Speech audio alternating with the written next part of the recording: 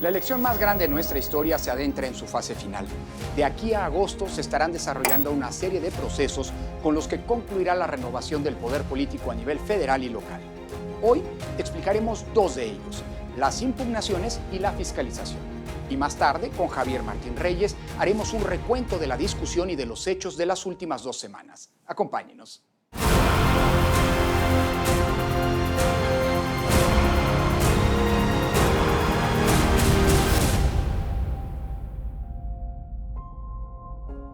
Luego de la jornada electoral y de haberse realizado los cómputos distritales y locales, el proceso electoral se adentra en su etapa final, aunque, más allá de la contundencia de los resultados, aún está lejos de haber concluido.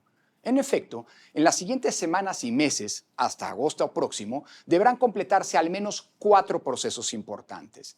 Primero, el procesamiento de todas las impugnaciones presentadas por los partidos políticos.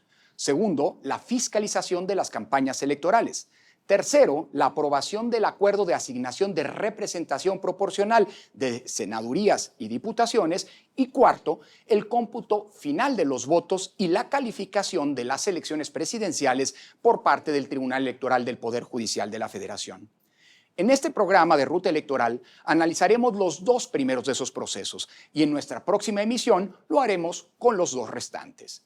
Por lo que hace a las impugnaciones que se han presentado en contra de los cómputos que entre el 5 y el 9 de junio realizaron los consejos distritales y locales del INE relativos a las elecciones federales y a los respectivos cómputos que llevaron a cabo los órganos de los institutos estatales para las elecciones locales en el país, los juicios de inconformidad tendrán que ser resueltos por los tribunales electorales en lo que queda de este mes y durante el mes de julio.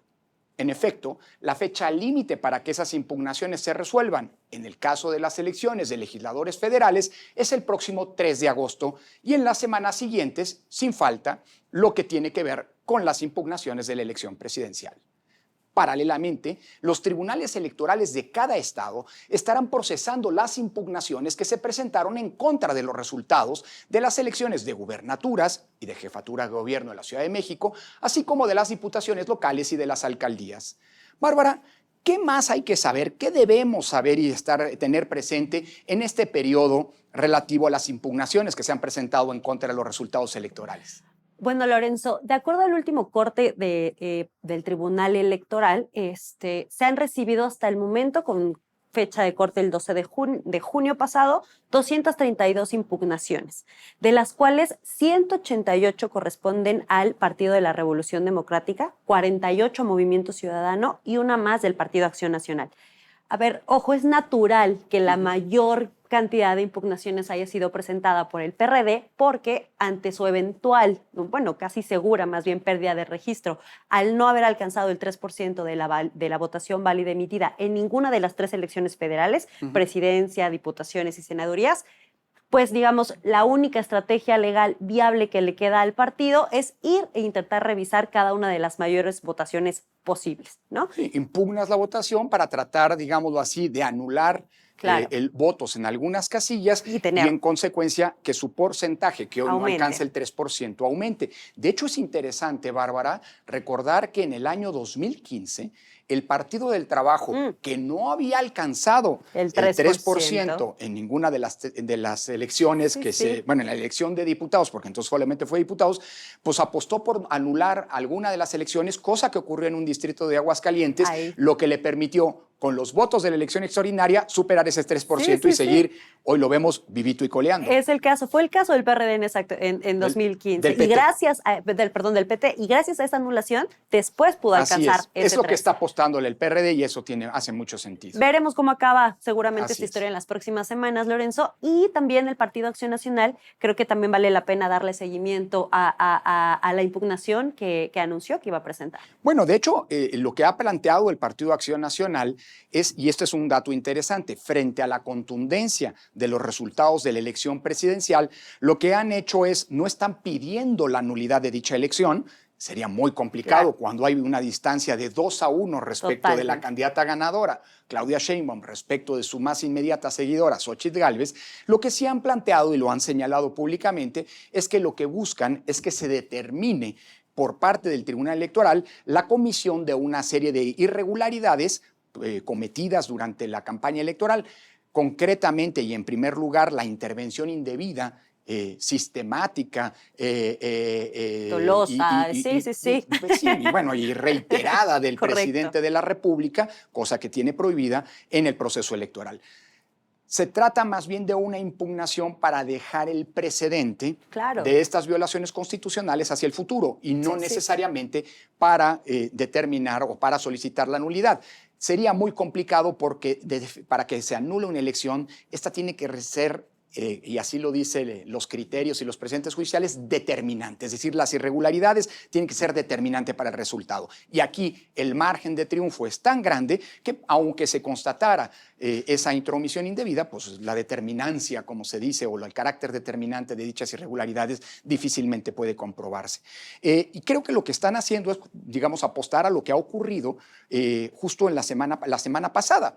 Es decir, cuando el Tribunal Electoral constató que el presidente de la República había cometido violencia política de género en contra de Xóchitl Gálvez por una serie de desafortunadas declaraciones, cosa que ya es cosa juzgada. Es decir, esa es una verdad legal, pero que evidentemente pues, es más como una especie, digámoslo así, de bitácora antecedentes. O de antecedentes. De dejar antecedentes. Exactamente. Porque además fueron violaciones que se cometieron en varias de las conferencias matutinas del presidente el año pasado y que la propia resolución dice, bueno, esto es un poco testimonial porque no hay ni siquiera forma de sancionarlo. Así ¿no? es, Entonces, pero en todo caso creo que la apuesta jurídica está claro.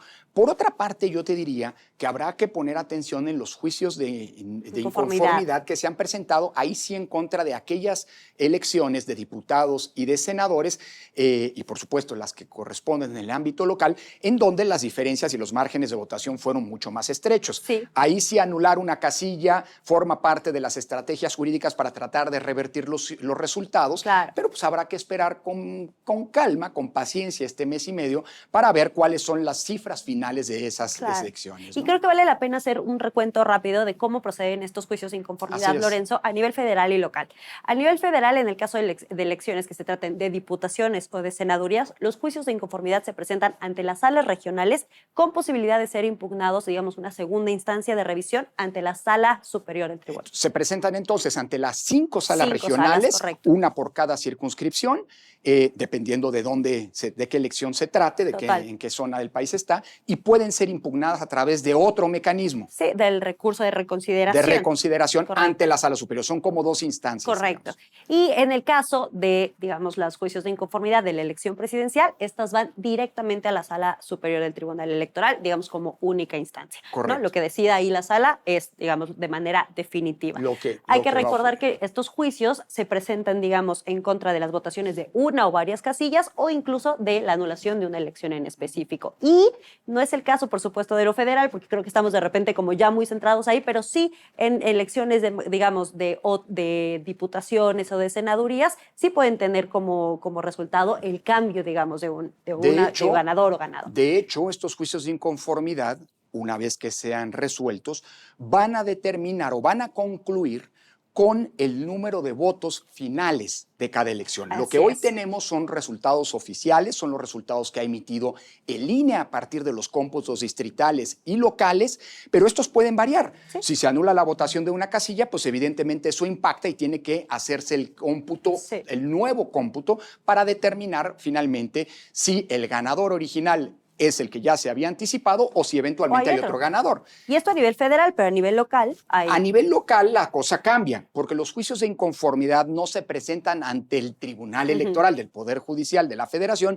sino ante los tribunales electorales de cada uno de los estados. Cada estado tiene su propio tribunal electoral, se integran de manera distinta, algunos con 2 integrantes, algunos con 5, otros con 7, en fin. Pero son ante esas instancias ante quienes se impugnan las elecciones de gobernador, de diputaciones locales, o de Ciudad de México, en el caso de la Ciudad de México, de jefatura de gobierno, de diputaciones locales y de alcaldías.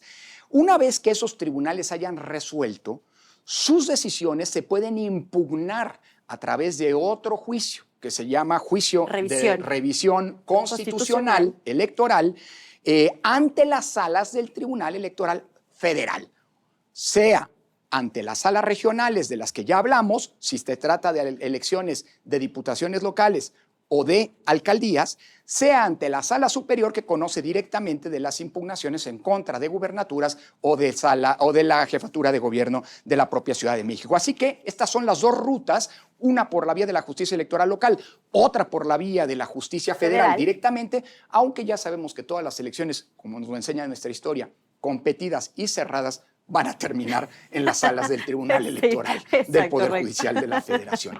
Bárbara, el otro gran elemento, la otra gran etapa, el otro gran proceso que está en curso ya y que arrancó pues, simultáneamente a las campañas electorales, pero de manera más importante ahorita es el de la fiscalización de los gastos de campaña. ¿Qué decir respecto de este proceso, del que ya en otros programas hemos anticipado, pero vale la pena recordar y puntualizar en estos momentos? Correcto, que están llevándose a cabo? ¿Qué está pasando? ¿No? O sea, que en esta parte del proceso electoral estamos. Y en efecto, a ver, ¿qué es importante decir? Creo que, en primer lugar, tener consciente que a mediados de julio el INE tendrá que estar resolviendo el tema de fiscalización.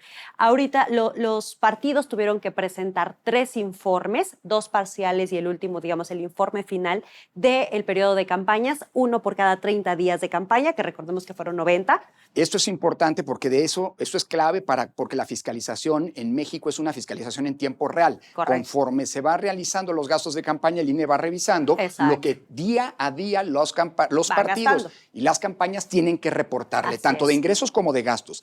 Y el informe final se presentó justo el día de la elección, el 2 de junio. Hasta ahí, exactamente, Lorenzo. Y de hecho, el INE dio después un comunicado diciendo que iba a extender un poco los plazos para permitir que los partidos todavía estuvieran en tiempo y forma. Y la autoridad presenta después, digamos, le regresa a los partidos una serie de observaciones, de errores y omisiones que hayan tenido en sus propios informes. Esto sucedió el 14 de junio, dándoles un plazo, digamos, de 5 días para que los partidos puedan subsanar o, digamos, corregir lo que consideren o estimen pertinente, que este plazo se venció el 19 de junio. O sea, la autoridad electoral, Bárbara, lo que hace es decirte de una primera revisión, estas son las irregularidades que he detectado hasta el momento, dime lo que tengas que decir. Exacto. Es una especie de garantía de audiencia en la que se le da una segunda oportunidad a los partidos para que subsanen, corrijan, comprueben lo que la autoridad electoral está detectando como posibles irregularidades antes de imponer un dictamen o un fallo final. Totalmente. ¿No? Los dictámenes se estima que sean aprobados primero por la Comisión de Fiscalización el 12 de julio y finalmente estos suban, digamos, de manera para colegiada al Consejo General del INE el 22 de julio. Creo que es importante señalar a propósito de la fiscalización, Bárbara, cuáles son 2 cosas. Primero, ¿cuáles son los tipos de irregularidades más frecuentes que se determinan? Y creo que vale la pena señalar que el gasto más recurrente de los partidos es que la autoridad electoral determina y les encuentra lo que se conoce como gastos no reportados. La sanción más común, digamos. Las irregularidades y la sanción, en consecuencia, que trae aparejada su sanción. Es decir, te caché que tienes un espectacular que no me reportaste y que yo tengo una fotografía georreferenciada que comprueba que sí hiciste el gasto. O, por ejemplo, llevaste a cualquier grupo musical a tu acto de cierre de campaña. Sí. Es tan frecuente, pero bueno. Y resulta que en el acta que levantaron los auditores, ahí está, pero no me lo reportaste como gasto en el informe. Entonces se determina la irregularidad y en consecuencia se aplica una sanción. El segundo gran tipo de irregularidad tiene que ver con el registro extemporáneo de operaciones. Cosa que, bueno, ya la autoridad electoral ya le dio estos días de más, pero bueno, en fin, no lo comprobaste en los 3 días que tenías que hacerlo inmediatamente después de haberlo realizado, entonces hay una sanción. Porque además esto es determinante, Lorenzo, o sea, justo el trabajo de fiscalización que realiza la autoridad depende de que los partidos le avisen, ¿no?, qué están gastando, cuáles son los eventos que va a tener la candidatura en contexto, entonces son 2 tareas esenciales a cargo de los partidos de la que depende, digamos, el trabajo de la autoridad Totalmente electoral. De acuerdo. ¿No? Y el tercer tipo de irregularidad es la deficiente comprobación. Errores contables, pues, de más de tipo de forma, para decirlo de alguna manera. Ahora, todas estas irregularidades que se van a determinar en el dictamen de gastos de campaña que va a realizar esto que nos decías en el mes de julio, la autoridad electoral, pues bueno, se determinan sanciones para cada una de estas irregularidades y las sanciones pueden ir desde una multa económica, una sanción económica al partido, hasta, en caso de que sean sanciones o irregularidades muy graves y se estén determinadas hipótesis, podría llevar incluso la anulación de la elección por rebase topes de gasto de campaña. Explícanos este tema específico, ¿en qué consiste, Bárbara? A ver, para que la fiscalización tenga, digamos, cobre relevancia en términos de la nulidad de una elección, Lorenzo, hay dos factores que tienen que ser claves. El primero es que el rebase de ese gasto sea superior en 5% al tope establecido por la autoridad electoral.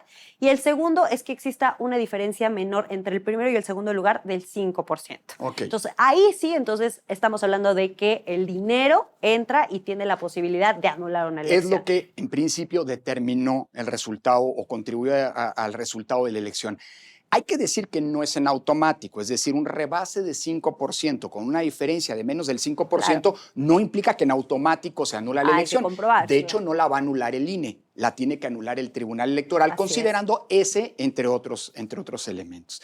En suma, habrá que esperar, esta elección sigue, los resultados ya están, pero pues quien se anticipe en celebrar su triunfo puede llevarse una sorpresa cuando culminen tanto las impugnaciones como la fiscalización. Por eso es importante darle seguimiento a estos procesos que están en esta etapa. Así es, el proceso sigue en curso. Así es, todavía. Bárbara, muchísimas gracias. Con la realización de los 4 procesos de los que hablamos al inicio de este segmento, la resolución de impugnaciones, la fiscalización que aquí hemos explicado, pero también la asignación de escaños plurinominales y la calificación de la elección presidencial, concluirá el proceso electoral 2023-2024 el próximo mes de agosto. Sin embargo, vale la pena detenernos a analizar la discusión que se ha abierto con la realización de los cómputos por parte del INE en relación con los límites que nuestra Constitución le impone a la representación de los partidos políticos en la Cámara de Diputados, entre otros temas que han sido objeto de conversación pública en estas 2 semanas. De ello platicaremos con Javier Martín Reyes, investigador de la Universidad Nacional Autónoma de México, del Instituto de Investigaciones Jurídicas de nuestra máxima casa de estudios, en el próximo segmento. No se vaya. Ya estamos de regreso en Ruta Electoral 2024 y ya nos acompaña Javier Martín Reyes. Javier, bienvenido. ¿Qué te parece si para darle pauta a nuestra charla vamos a ver esta cápsula que se ha preparado por el equipo de Latinos? Campañas adelantadas, intervenciones ilegales e ilegítimas del presidente, violencia y un pleno del órgano electoral que calificará la elección incompleto es como cierra el proceso electoral 2023-2024. Tanto el INE como el Tribunal Electoral permitieron las campañas anticipadas prohibidas por la ley. Las consideraron como actividades atípicas, no sancionables a condición de que no llamaran expresamente al voto. Paralelamente, una y otra vez, el presidente Andrés Manuel López Obrador intervino en el proceso electoral desde sus conferencias matutinas. Lo mismo descalificó a Xóchitl Gálvez, la candidata opositora, como elogió a Claudia Sheinbaum, la candidata del partido oficialista, y sus aliados. Pero como veo yo las cosas, voy a entregar la banda presidencial a una mujer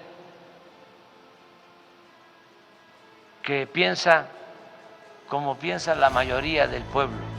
Tras la jornada electoral del 2 de junio, el Acuerdo Nacional por la Integridad Electoral acusó un proceso arbitrario. Desde el principio hemos alertado de que este proceso está lejos de ser un proceso ejemplar por distintas circunstancias inquietantes, como lo es la injerencia del presidente de la República, lo que han sido las violaciones a las normas establecidas en cuanto a las campañas anticipadas, la escasa fiscalización de recursos y la vulneración y los ataques a las autoridades electorales. En esas condiciones, Claudia Sheinbaum obtuvo 35.9 millones de votos que la convierten en la primera mujer electa a la presidencia y la candidata presidencial con mayor número de votos en la historia, incluso por encima de López Obrador. La amplia ventaja de los partidos que la respaldaron le otorgaron además cómodas mayorías en ambas cámaras del Congreso. Morena y sus aliados gobernarán 24 de las 32 entidades. Sin ser la autoridad responsable, un día después de las votaciones y antes de los cómputos distritales del INE, la secretaria de Gobernación presentó resultados electorales, la distribución de curules en el Congreso y felicitó a la candidata presidencial de su partido. Las filas, como sabemos, estaban llenas, la gente salió en todo el territorio nacional. Unas horas antes, al final de la jornada electoral, hubo problemas en los flujos de información. El INE anunció resultados del conteo rápido a la elección presidencial casi a la medianoche del 2 de junio y se presentó la caída del PREP, del Instituto Electoral de la Ciudad de México. Morena intentó desconocer el triunfo electoral del candidato de Movimiento Ciudadano a la gubernatura de Jalisco, Pablo Lemus. El partido oficial incluso amenazó a la presidenta del Instituto Electoral de Jalisco, Paula Ramírez, con una denuncia penal. De ninguna manera me parece que es ni cierto ni responsable alegar que hubo un fraude electoral en ninguna de las 164 elecciones que se organizó a nivel local. La violencia electoral alcanzó niveles no vistos en la historia reciente, pese a un protocolo de protección entre el INE y el Gabinete de Seguridad Federal. Se registraron 1980 eventos violentos contra aspirantes, candidatos y sus familiares. 34 candidatos fueron asesinados. Pero el andamiaje legal es el que llama la atención. Existen 49 vacantes de magistraturas y 7 tribunales electorales que se encuentran operando con una sola magistratura. Tan solo el pleno de la Sala Superior del Tribunal Electoral está incompleto desde noviembre del 2023 al operar con 5 de sus 7 integrantes. El Senado fue omiso en nombrar a quienes cubran las vacantes. El tribunal es un tribunal fuerte y me parece que estamos en los tiempos de decirlo. No asumo una debilidad, digamos, una interpretación contraria. En las siguientes semanas, el INE deberá asignar las 200 diputaciones de representación proporcional. La gran incógnita es si permitirá o evitará la sobrerepresentación proporcional bajo el principio de que ningún partido político, pero también ninguna coalición, deberá de tener un número de curules mayor en 8% al porcentaje de la votación alcanzada. Javier, una marea de temas, como hemos visto, pero a 3 semanas prácticamente de la jornada electoral, a 2 de que hayan concluido los cómputos, que como hemos venido explicando, no son todavía los definitivos porque faltan impugnaciones y los procesos de fiscalización.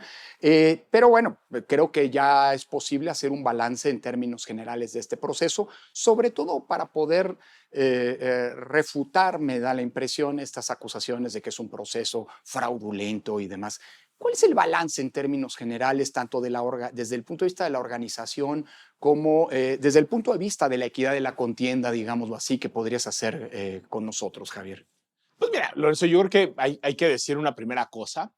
Estamos frente a un triunfo contundente, sí, en una elección profundamente inequitativa, que es una cosa diferente de un fraude, ¿no? Si entendemos fraude por una manipulación generalizada y sistemática de los resultados electorales, eso es algo que por fortuna, por lo menos en las condiciones que tenemos actualmente, con las instituciones que tenemos, con las normas jurídicas que regulan los procesos electorales, es prácticamente imposible. En México los votos se cuentan y se cuentan bien. Creo que es muy desafortunado que hubo muchos actores, algunos muy importantes de la oposición, que después de que se dan los resultados del conteo rápido o incluso poco antes, empezaron a alimentar ese discurso de que quizá había votos ocultos, de que quizá había una manipulación. Creo que por fortuna ese tipo de discursos ya se tienen que erradicar, ¿no? Siguiendo, por cierto, un libreto que es muy similar al que en su momento se planteó en 2006. Parecía que era prácticamente la reedición de los planteamientos. Yo te diría, creo que por unos instantes parecía que estábamos de vuelta en 2006, porque de nueva cuenta todos recordaremos ahí, también se habló de que el IFE en ese momento estaba ocultando los votos. Se habló del famoso algoritmo que también estaba alterando el programa de resultados electorales preliminares para que perdiera el candidato al observador. Todas esas cosas que en este país, coincido, nos hemos blindado durante 30 años para evitar que los fraudes ocurran y creo que el único fraude que hemos tenido en los últimos 20 al menos es el fraude del discurso del fraude. Absolutamente, ¿no? Podríamos decir, estas ya son casi patrañas, ¿no? Que por fortuna no tienen lugar en el sistema electoral. Pero otra cosa diferente, Lorenzo, es si este proceso electoral se dio conforme a los estándares que marca la Constitución y la ley. Y creo que ahí la respuesta es que desgraciadamente no vimos que se cumplieran esos principios. En particular, creo que esa intervención reiterada, sistemática, constatada con sentencias ya definitivas del Tribunal Electoral por parte del presidente López Obrador, es algo que sí deja un muy mal antecedente en este proceso electoral y también otras decisiones de las autoridades electorales. Ya lo comentaba la nota y hay que decirlo, esas campañas anticipadas que vimos a todas luces ilegales fueron avaladas tanto por el INE como eventualmente por el Tribunal Electoral. Así es. Creo que eso es algo que rompió de entrada con la equidad de la contienda electoral. No se vale decir que como las dos fuerzas que terminaron en primero y segundo lugar lo hicieron, entonces esa suma, ¿no? Déjame ponerlo así, de ilegalidades se desaparece, se contrarresta. Yo creo que eso está ahí. Hubo también muchas decisiones, desafortunadamente, ¿no? del INE, de un encargado de despacho de la Unidad Técnica de lo Contencioso Electoral, que no permitió que muchas posibles irregularidades siquiera se investigaran, Lorenzo. Y creo que si hacemos un balance sumando además el tema del posible uso de recursos públicos, la violencia que vimos en diferentes partes del país, la posible intervención del crimen organizado, sí estamos de nueva cuenta frente a una elección que tiene problemas de equidad, sin duda, y que nos muestra tanto los errores de las autoridades electorales como creo que algunas cosas, si hubiera ánimo de reformar para bien, que sí tendremos que estar ajustando. Sin lugar a dudas, creo que, digamos, la organización de la elección es una organización, una vez más, que reitera la capacidad Totalmente. instalada, digámoslo Sí, así, sí. que se ha construido a lo largo de décadas por el INE y los órganos electorales de los estados. Los votos efectivamente son los que fueron y se contaron bien, aunque evidentemente, pues, digamos, aquella idea de cancha pareja que tardó tanto en construirse, pues creo que pues en esta ocasión no prevaleció, ¿no? Coincido en ello contigo, aunque también hay un punto. Me da la impresión, pero quiero escucharte, que la contundencia de los resultados hay que encontrarla en otros aspectos o en un análisis distinto y no necesariamente por la inexistencia de esta inequidad. Es decir, la inequidad estuvo, esa es importante subrayarla, sí. Pero creo que de ahí a decir que eso es lo que explica lo que la gente mayoritariamente expresó en las urnas, me parece que es una manera de evitar ver el verdadero problema de fondo, que es un problema, me parece, mucho más estructural y que deberemos enfrentar y que tiene que ver con la desigualdad profunda que sigue existiendo en este país. Ahora, todo esto, evidentemente, creo que a pesar de que están en curso una serie de procesos que van eventualmente a ajustar los resultados, difícilmente me parece a revertirlos, como las impugnaciones y la fiscalización de las que hablamos en el primer segmento de este programa, pues bueno, tampoco hacen anticipar grandes cambios, me parece, aunque el proceso electoral dista todavía estar cerrado. Sí, a ver, históricamente, Lorenzo, cuando vemos el modelo que tenemos para impugnar los resultados electorales, pues la verdad es que hay veces que se pueden anular ciertas casillas, pero ese criterio que tú ya comentabas, ¿no? En la primera parte del programa, consistente en que las violaciones tienen que ser determinantes, pues hace que tanto las casillas como las elecciones que se pueden eventualmente anular son elecciones que tienen márgenes muy pequeños. No habría que descartar que de repente, pues sí puede haber algún cambio de ganador, que de repente alguna elección se pueda anular. Yo pensaría que la mayoría de los resultados se van a mantener. En el tema de fiscalización, ya lo comentaban también, hay una causal de nulidad que dice que si uno rebasa por más del 5% el tope y la diferencia es menor al 5%, se presume que es determinante, no es una determinación final, admite prueba en contrario. Históricamente han sido pocas las elecciones que se han anulado por estas razones. También hay que decirlo, yo he visto a una autoridad administrativa un poco más debilitada, un poco menos escrupulosa con algunas de sus tareas. Mucho más condescendiente en la fiscalización, ¿no? En la fiscalización, también con otro tipo de irregularidades, creo que eso es algo que también hará menos probable que veamos grandes cambios, por lo menos en términos de ese tipo específico de impugnaciones que van contra casillas o contra elecciones. En todo caso, habrá que esperar porque las cifras se pueden mover. Creo que hoy está justamente desplegada la ingeniería jurídica, digamos, ¿no? Y las estrategias jurídicas para tratar de ganar por esta vía, la de las impugnaciones, pues alguna candidatura, algún cargo público más y demás, pero habrá que verlo. Hay un punto que ya mencionabas, que se mencionaba en la cápsula, Javier, sobre el que me gustaría volver, porque me parece preocupante. Construimos un sistema electoral muy robusto, que es punto de referencia a nivel internacional incluso, pero no hemos logrado construir una cultura democrática por parte de los actores digna, digámoslo así, a la altura de ese sistema electoral. Y en efecto, aunque el discurso del fraude parece haber quedado atrás, hay quien sigue esporádicamente mencionándolo. Lo paradójico es que no es un discurso o un monopolio de las oposiciones, sino, digamos, así como tenemos malos perdedores, también tenemos malos ganadores. Y llama mucho la atención que sea el principal beneficiario de la voluntad ciudadana en estas elecciones, es decir, el Morena y sus aliados, quien ha no solamente ejercido o construido un discurso de descalificación de lo que ocurrió en Jalisco, como se mencionaba en la nota, sino también pues que ha llegado a amenazas de muerte en contra de Paula Ramírez, la presidenta del Instituto Electoral y de Participación Ciudadana, acusaciones de fraude, intentos de sabotear los cómputos distritales y municipales que se llevaron a cabo. Es decir, una actitud auténticamente antidemocrática y que creo debería preocuparnos, ¿no crees, Javier? Sí, a ver, yo lo que veo son, como dices, ¿no? Actores, eso lo hemos visto históricamente, desafortunadamente, ¿no? El día de la elección, cuando cerraron las casillas, de repente lo que vimos es que todos habían ganado, sí, todos, ¿no? todos ganaron, las dos coaliciones prácticamente se habían declarado ganadores en la inmensa mayoría de los estados que estaban en disputa. Obviamente, por una razón lógica, pues alguna de las dos partes estaba mintiendo. Claro. Creo que hay que reconocerle a la oposición que por lo menos abandonó rápidamente buena parte de ese discurso del fraude. Creo que eso fue algo positivo, pero claramente no lo hemos erradicado. Lo que a mí sí me parece absolutamente condenable es que un partido político, una coalición que se llevó prácticamente todas las elecciones y que sí reconoció la labor del INE, por ejemplo, en los conteos rápidos de la elección presidencial y en otros lados, en aquellos estados donde la voluntad popular no le favoreció, salga, pues no solo a denunciar fraude, sino a tomar este tipo de medidas. A mí sí me parece, ¿no?, que los buenos juzgadores tienen que aprender que cuando el resultado no nos favorece, lo tienen que aceptar de que no es lógico que unos conteos rápidos que hace una autoridad, ¿no?, si sean buenos y los mismos funcionarios que hacen otros conteos rápidos producen resultados que son fraudulentos, claro, ¿no? Cuando tenemos además un sistema nacional electoral que implica una extraordinariamente compleja articulación entre autoridades tanto nacionales como locales, ¿no? Y además yo creo que una de las grandes cosas de nuestro sistema electoral, precisamente para inocular esa desconfianza,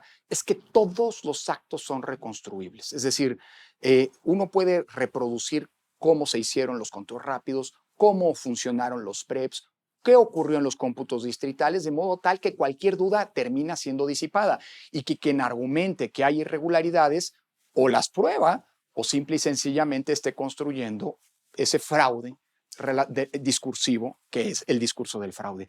Y me recuerda, por cierto, ahora que lo decías, Javier, pues esa típica actitud del viejo autoritarismo, claro, que gobernó el país en el siglo pasado, que decía, lo que no gana se arrebata, ¿no? O sea, lo que no se gana en las urnas se arrebata, y eso es algo muy lamentable.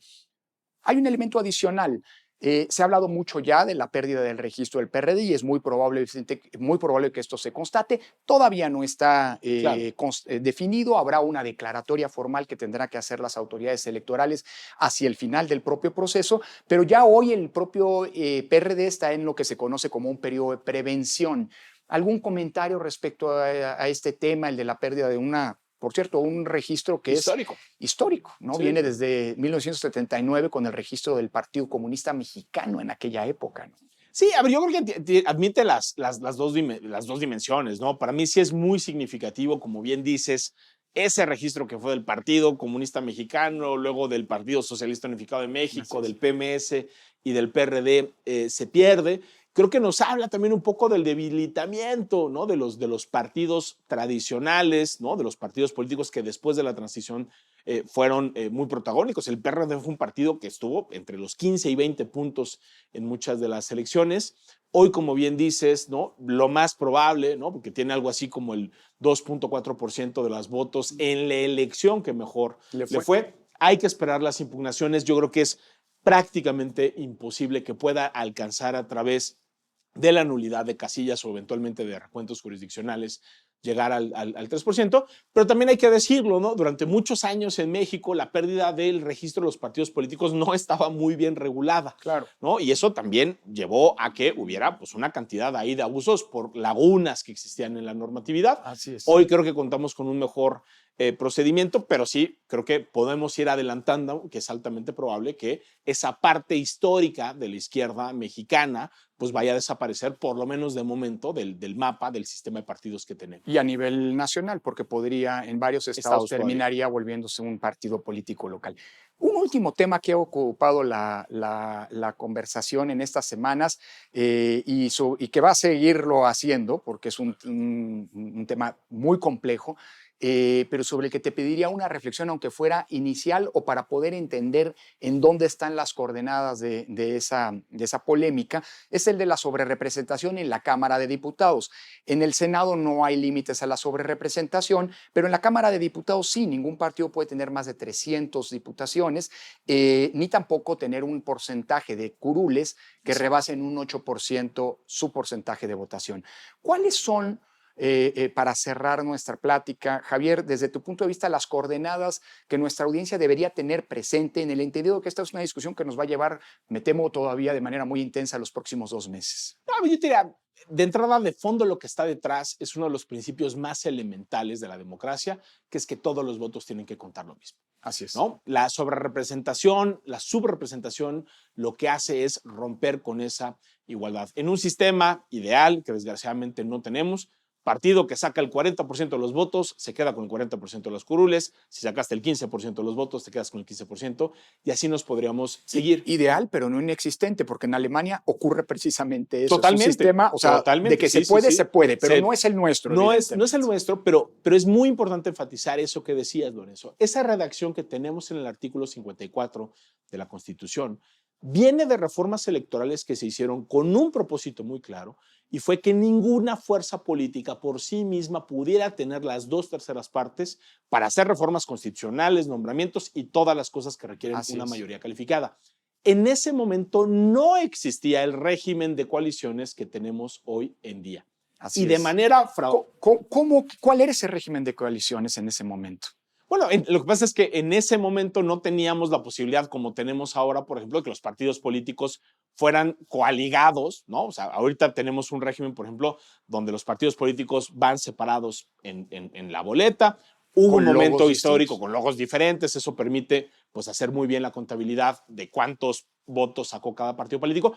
Antes tuvimos, por ejemplo, Lorenzo, tú lo recordarás, quien sea lo suficientemente mayor para recordar, por ejemplo, en la elección del 2000 de Vicente Fox, que ahí los logos de los partidos políticos... ¿Sí? Yo también me acuerdo, ¿no? No me tocó votar en esa elección, pero lo recuerdo. El logo, por ejemplo, del Verde y del PAN venía unificado, o en el 2006, para no ir muy lejos, ¿no? En la elección del presidente Andrés Manuel López Obrador, ¿no?